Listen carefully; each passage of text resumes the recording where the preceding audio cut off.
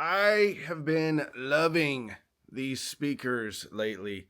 These are new speakers from Morel, and they come in about $1,000. It's a two-way speaker, 6.5-inch woofer, beautiful design, ported on the back. They're the Avyras. And on Sundays, I do Zoom meetings with my Patreon members, and in the back of my office, I saw something, and it winked at me, not literally, but it was the Elac Debut Reference. I haven't really compared that speaker for years. So today we're going to compare the Elac Debut Reference, which comes in at $700, to the new Morel Avyras. And just to cover all my bases, we're also going to compare the new Debut 3 from Elac. It's their $450 speaker, to everything. So we got $450 compared to $700, which goes on sale for $600 sometimes, and about a $2,000 bookshelf speaker, all 6.5-inch two-ways. Let's get to it.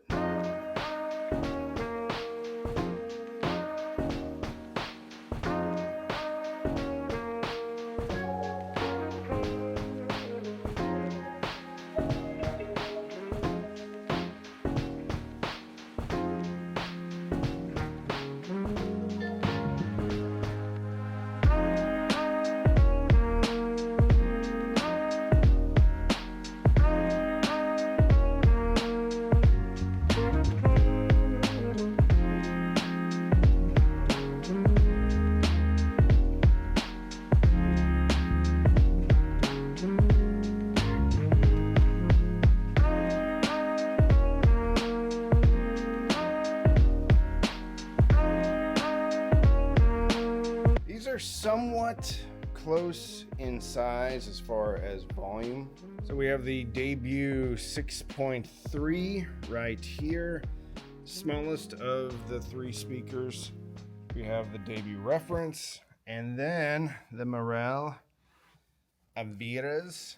Or on the top, the Avyras and the Debut Reference are pretty much spot on the same depth and pretty much spot on the same height as well. So the volume, very, very similar. The Debut 6.3, slightly shorter, but it does have the same depth. So volume-wise, the Debut 6.3s is the smallest, but not by much.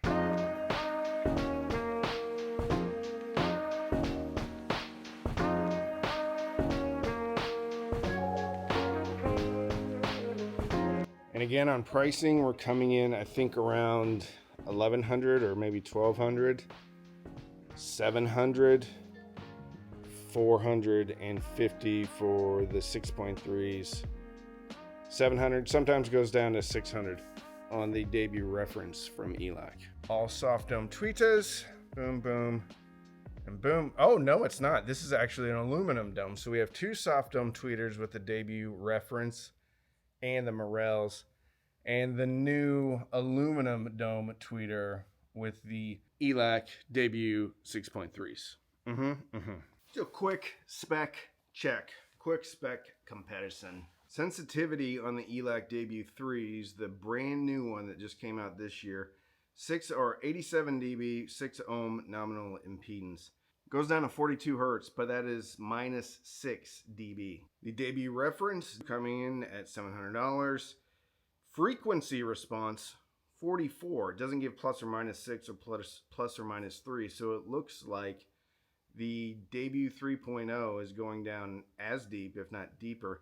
Sensitivity, 86 dB, 6 ohm nominal impedance, similar. Avyras are 4 ohm, go all the way down to 35 hertz, and that's plus or minus 3 dB, and they're 88 dB sensitive. See how they sound. I have been a bit obsessed with this song. It's an older song, but I love it. It is Freak on a Leash by Korn. Do you ever watch some of those reaction videos? So basically like a classically trained voice coach, or maybe some like a opera singer, listens to some metal music and then reacts to it.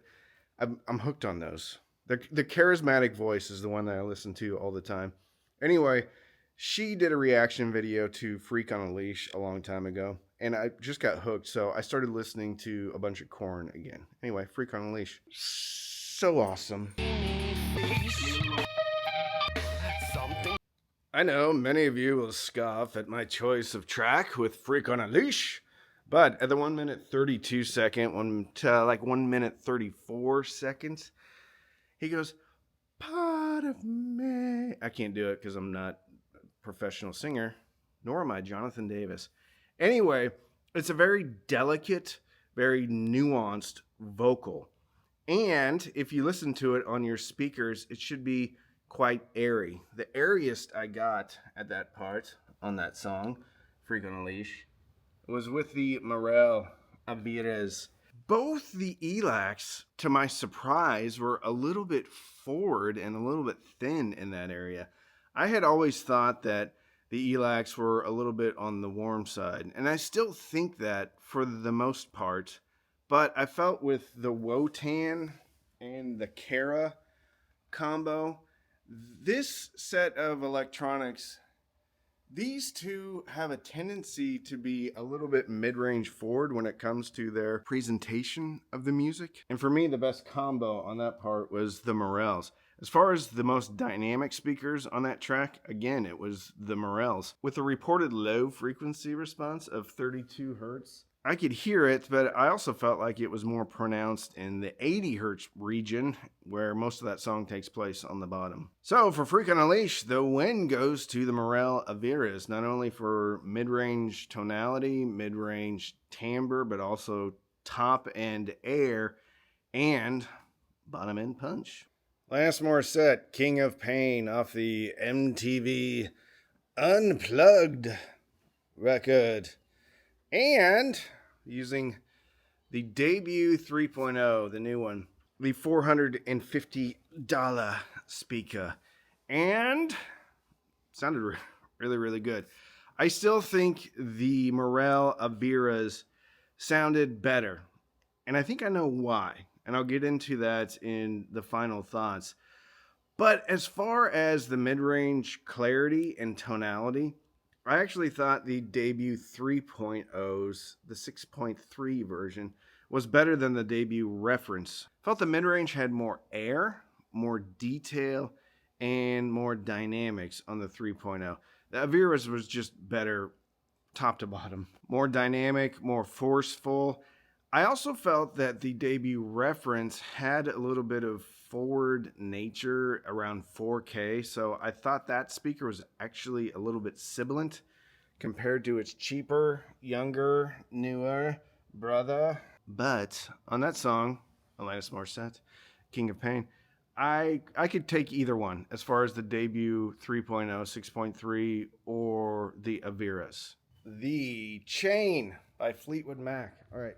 I haven't even listened to the Avyras yet, but I had to make this comment before I forgot about it. So the first, 25 seconds of that song is just the intro. So it's just the bass drum and, guitar or banjo. And then it ends with a cowbell. That's bad. You're going to want the cowbell. So it ends with the cowbell. Both the Elacs kind of did something special for different reasons, though. The Debut 3.0, the cheapest ones, had more air on the cowbell strike.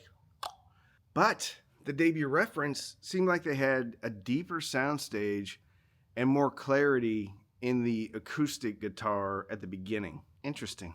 Very interesting.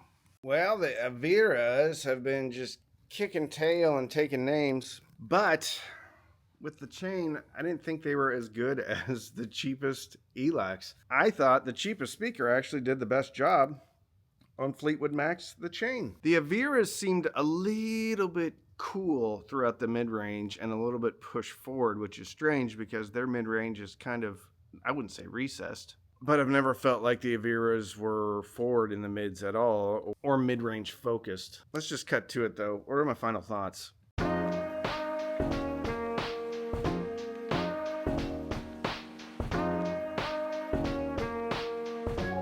So which one did I like the best? Well, for the most part, I like the Avyras the best. But surprisingly, I kind of like, down here, hold on just a second. Up, backwards.